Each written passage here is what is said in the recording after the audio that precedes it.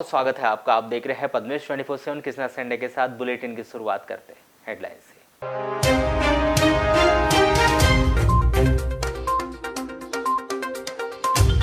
जिले में तेजी से पैर पसार रही है कंजक्टिवाइटिस नामक बीमारी। आंखों में हो रहा संक्रमण। संक्रमित होने से अपने को बचाने के लिए सतर्कता बरतने की विशेषज्ञों ने दी सलाह।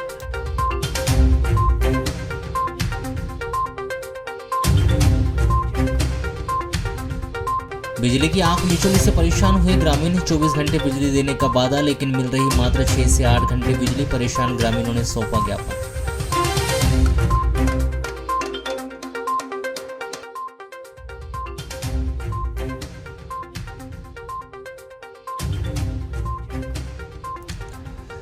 वाराणसी लालबर्रा राजमार्ग हुआ बाधित। टोंडिया नाले के ऊपर से बह रहा है पानी। पुलिस प्रशासन के द्वारा बैरिकेड्स लगाकर मार्ग किया गया बंद।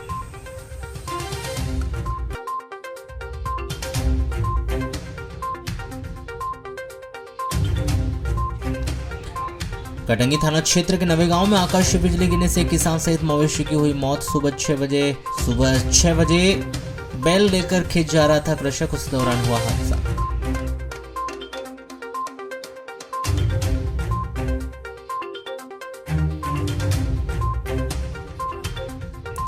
रेलवे स्टेशन में यात्री ट्रेन लेट होने पर यात्रियों का टूटा सब्र का बांध। ट्रेन लेट होने पर यात्रियों ने स्टेशन में जमकर मचाया हंगामा।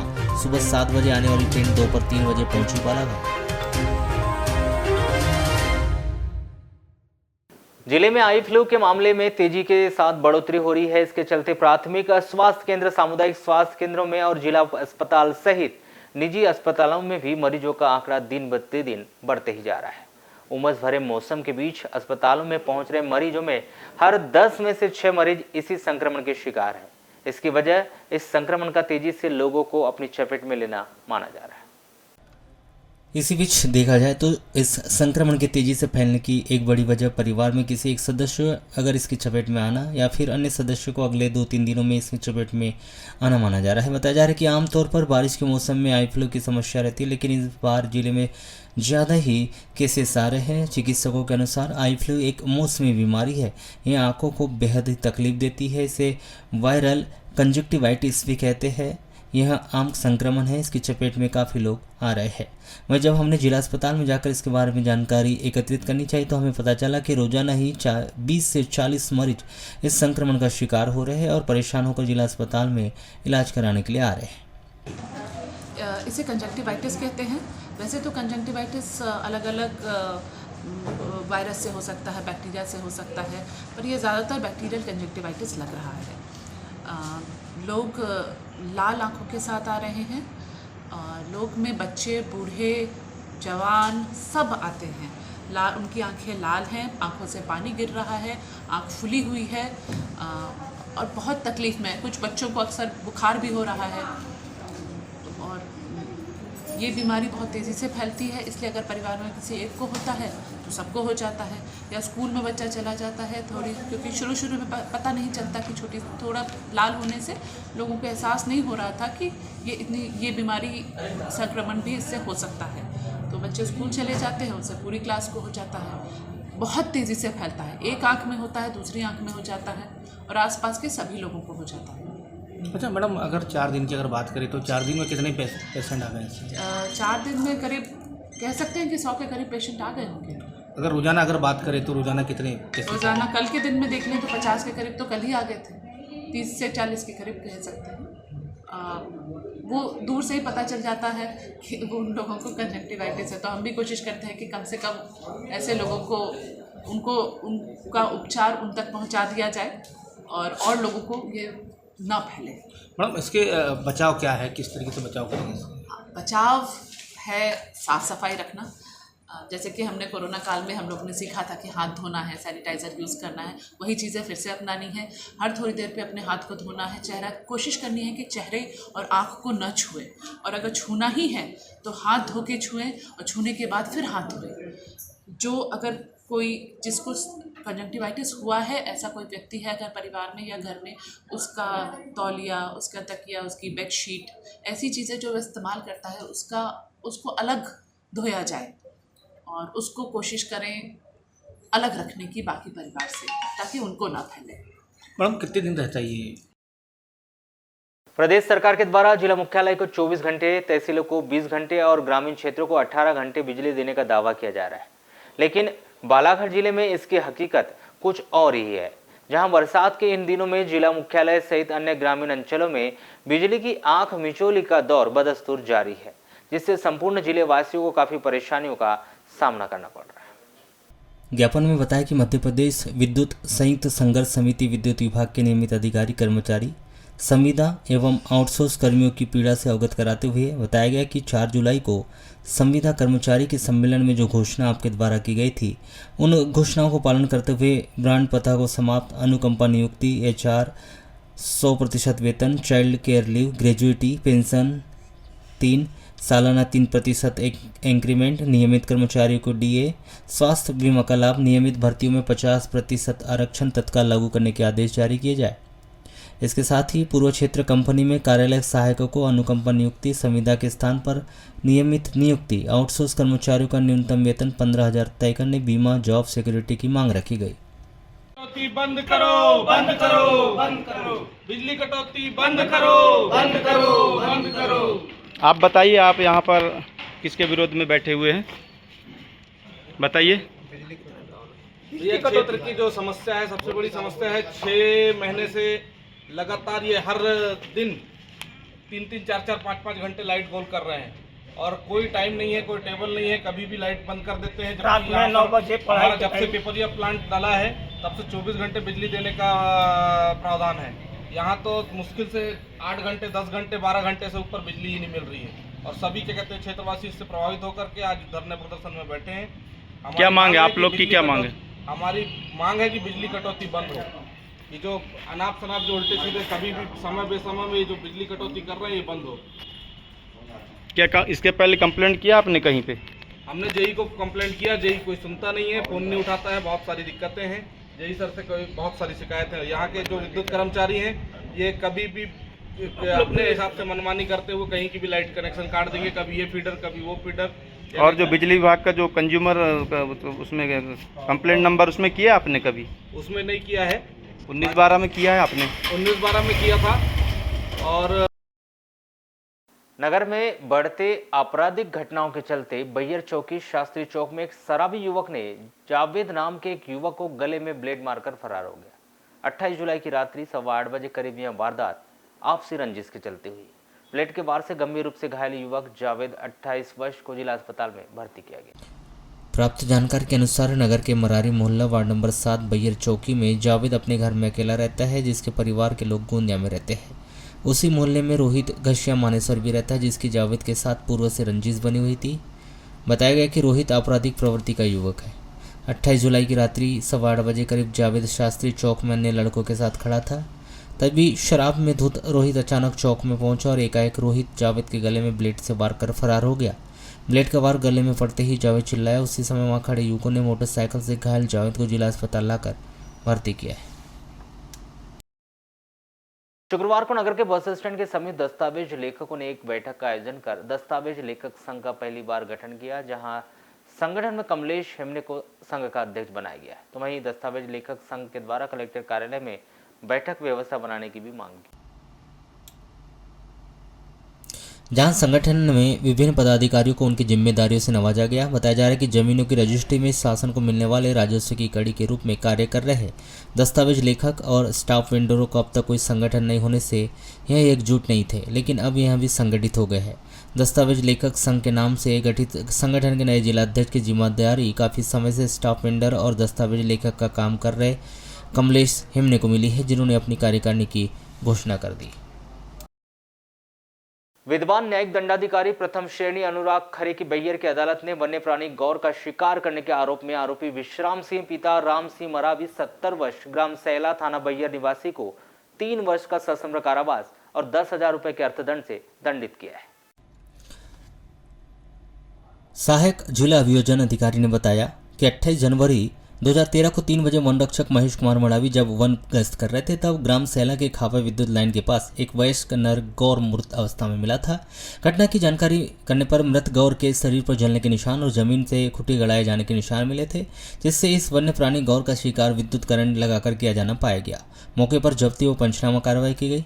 मुखबिर की सूचना के आधार पर 31 जनवरी 2013 को विश्राम सिंह ग्राम शैला निवासी को अभिरक्षा में लेकर पूछताछ की गई, जिसने विद्युत करंट से वन्य प्राणी गौर का शिकार करना मंजूर किया। उसकी निशानदेही पर शिकार करने में उपयोग की गई सामग्री घटनास्थल के समीप झाड़ियों से जब्त की गई। उसके बाद विश्राम सिंह के विरुद्ध धारा 2, 9, 27, 31, 39, 52 वन्य प्राणी संरक्षण अधिनियम के तहत अपराध दर्ज कर इस अपराध में विश्राम सिंह को गिरफ्तार किया गया और विवेचना के अनुसंधान उपरांत परिवार पत्र विद्वान अदालत में पेश किया गया था। यह मामला विद्वान न्यायिक दंडाधिकारी प्रथम श्रेणी अनुराग खरे की विद्वान अदालत में चला, जहां अभियोजन पक्ष आरोपी विश्राम सिंह के विरुद्ध आरोपित अपराध सिद्ध करने में सफल रहा। इसके परिणाम स्वरूप विद्वान अदालत ने आरोपी विश्राम सिंह को आरोपित अपराध में दोषी पाते हुए 3 वर्ष के सश्रम कारावास और 10,000 रुपये के अर्थदंड से दंडित किया। इन दिनों शहर के खेल मैदानों की बात करें तो शहर में इन दिनों बच्चों के लिए एक भी खेल मैदान खेलने के लायक नहीं बचा है। सभी खेल मैदानों की स्थिति बारिश के कारण काफी खराब है, जिस कारण से शहर में स्थित खेल मैदान में 28 जुलाई की देर शाम शहर के मुल्ला स्टेडियम के कुछ बच्चे खराब मैदान में पानी भरे हुए होने के बावजूद भी वहां क्रिकेट खेलते हुए दिखाई दिए। आपको बता दें कि शहर में प्रमुख 3 से 4 खेल मैदान हैं, जो कि बारिश की वजह से अपने अस्तित्व पर आंसू बहा रहे हैं। जबकि इन मैदानों में बड़े बड़े कार्यक्रम आयोजन पहले भी हुए और आगे भी होते रहेंगे, किंतु इन खेल मैदानों का संबंधित विभाग के द्वारा ध्यान नहीं दिए जाने के कारण आज मैदान अस्त व्यस्त दिखाई दे रहे हैं। जबकि देखा जाए तो इसी मैदान में सबसे ज़्यादा बच्चे खेल खेलते हैं, किंतु इस मैदान का भी समय समय पर राजनीतिक व प्रशासनिक कार्यक्रमों में उपयोग करने के कारण यह मैदान भी अस्त व्यस्त हो जाता है। वह जब यहाँ खाली होता है तो शहर के लोग इस मैदान में कार ड्राइविंग सीखते हैं। खेल मैदान की हालत पूरी तरह खराब कर देते हैं। वहीं दूसरे मैदान की बात करें तो वहाँ भी अभी निर्माणाधीन होने के कारण यहाँ पर भी बच्चे खेल नहीं पा रहे। वर्षों से बन रहे एस्ट्रोटर्फ हॉकी मैदान आज भी पूरी तरह बनकर तैयार नहीं हुआ। वहीं इसी मैदान में भी बच्चों को खेल संभव नहीं हो पा रहा है। वहीं अब बात करें मुल्ला स्टेडियम के खेल मैदान की तो इस मैदान में भले ही खेलो इंडिया जैसे बड़े आयोजन देखने को मिले, किंतु आज भी इस मैदान की स्थिति काफ़ी ज़्यादा खराब है। बच्चे आज भी यहाँ कीचड़ में क्रिकेट खेलने के लिए मजबूर है, जबकि यह मैदान करोड़ों रुपए की लागत से इस मैदान को निर्मित किया गया था, किंतु पानी निकासी की व्यापक व्यवस्था नहीं होने के कारण इस मैदान में पूरा पानी भर जाता है। और ऐसा नहीं है कि महज इसी मैदान में खेल ग्राउंड का पानी आता है, इसमें गौरव पथ रोड से भी पानी मुल्ला खेल ग्राउंड में भी उतरता है, जिससे यह अधिक बारिश होने पर तालाब जैसा ग्राउंड प्रतीत होता है। जबकि देखा जाए तो जिले में कोई भी अलग से क्रिकेट के लिए खेल मैदान नहीं है। बच्चे आज भी इधर उधर कहीं जुगाड़ करके क्रिकेट की प्रैक्टिस करते हुए रेंजर कॉलेज स्थित मैदान में भी संबंधित विभाग के द्वारा सिर्फ अपने विभाग के अधिकारी कर्मचारी को ही खेलने की परमिशन देते हैं। इस मैदान में शहरी बच्चों व आमजनों को इस मैदान में प्रैक्टिस करने के लिए मनाही है।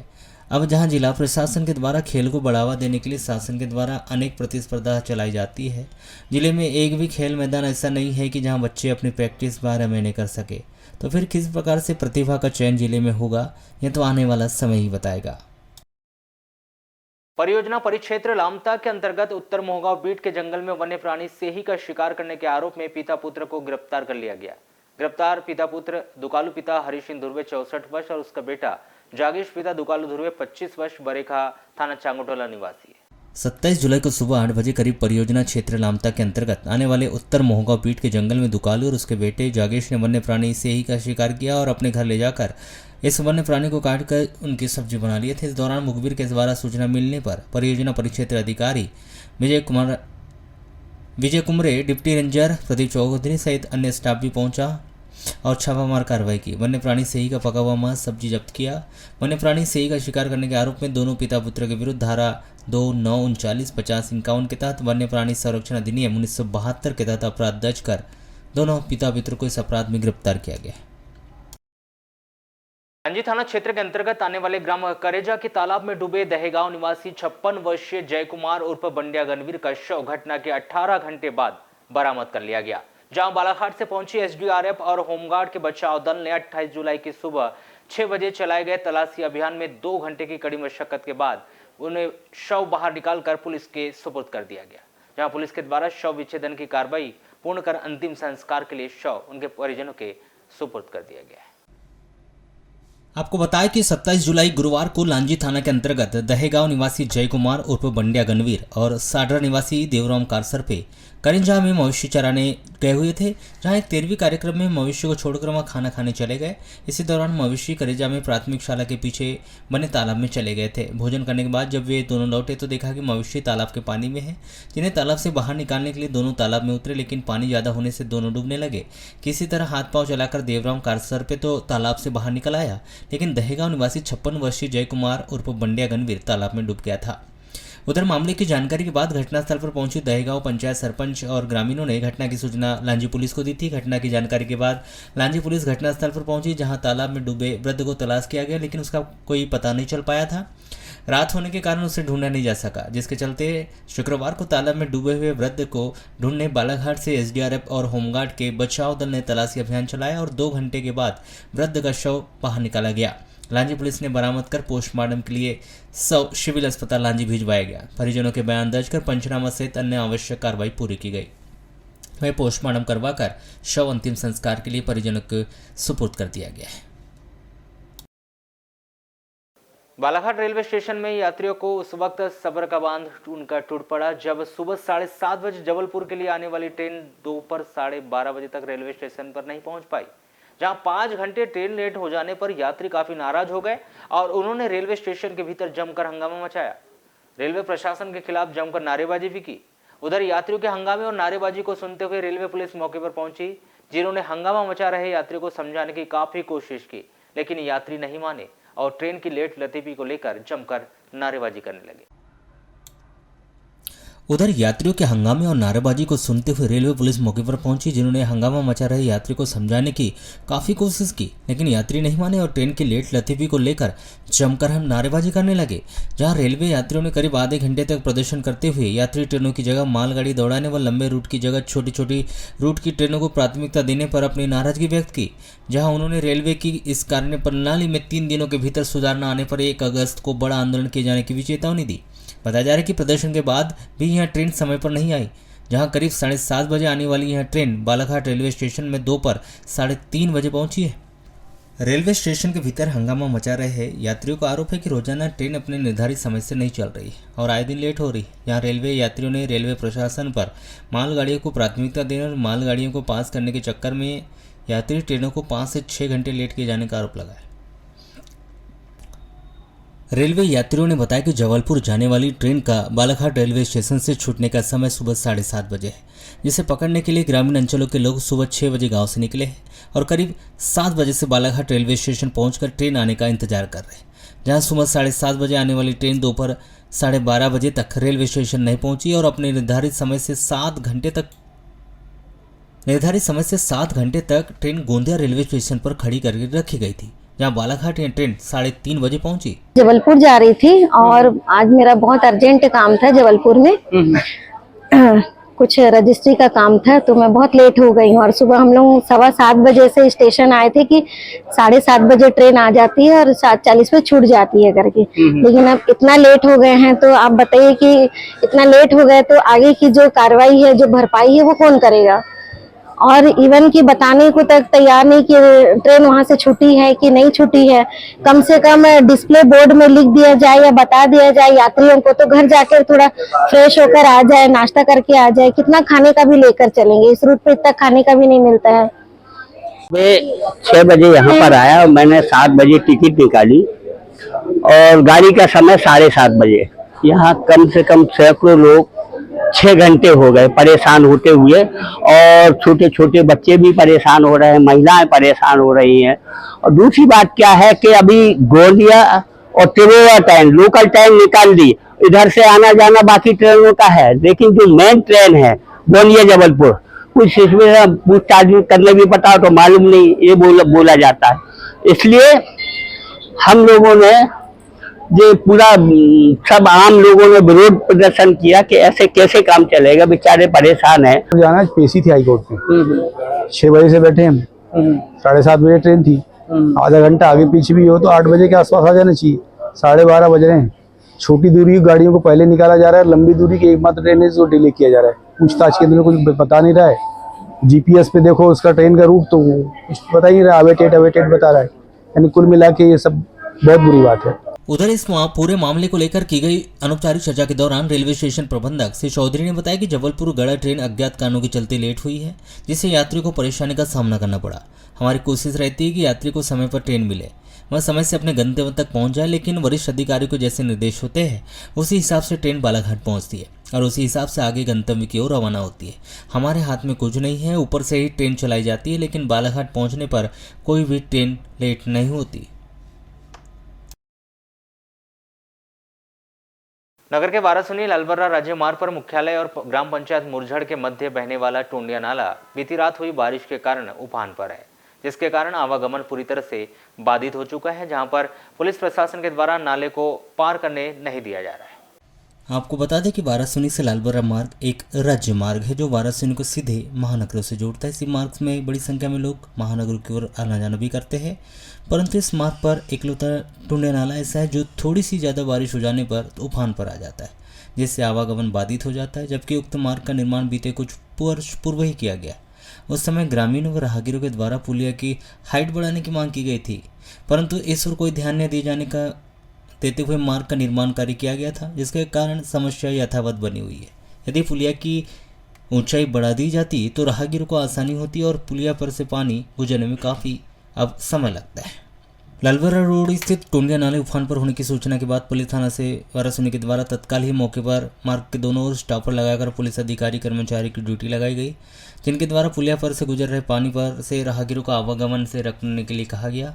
बात न सुनने वालों को समझाइश देकर फटकार लगाई गई और प्रतिबंधात्मक कार्रवाई के लिए थाने भी भेजा गया।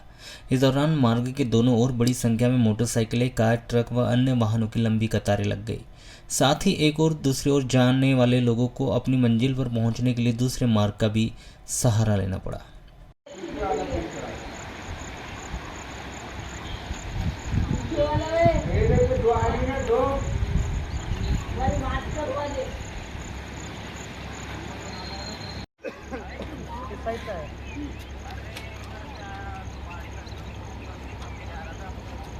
तुम्हारी तरफ से आया, तुम्हारी तरफ से आ गया।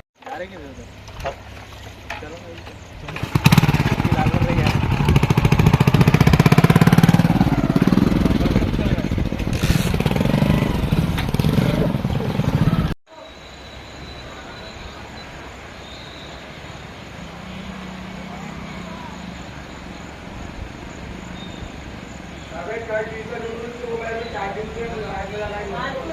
समस्या ये है कि ये अपना वाराणसी लालबर्रा रोड जो है हाईवे मार्ग की पुलिया में पानी रहता है भरा हुआ और यात्री आना जाना बंद कर देते हैं।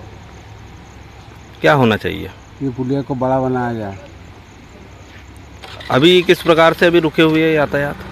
अभी ये ट्रक मोटर गाड़ी सब बंद है, पानी भरा हुआ है इसलिए। करीब कितने फीट पानी होगा? 3 फीट। 3 फीट पानी बह रहा है। महोदय, आप यहाँ पे अभी खड़े हैं, क्या स्थिति है अभी नाले में?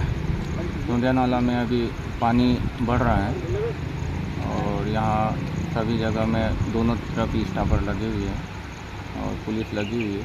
आने जाने वाले व्यक्तियों को रोका जा रहा है। एक व्यक्ति को थाने भेजा गया है, क्या कारण है? एक व्यक्ति है ना कि उधर से नेवरगांव साइड से आया हुआ था, उसे रोक करके प्रतिबंधात्मक कार्रवाई के लिए थाना पहुँचाया। कब से ये पानी बढ़ रहा है? करीबन 7-8 बजे सुबह से।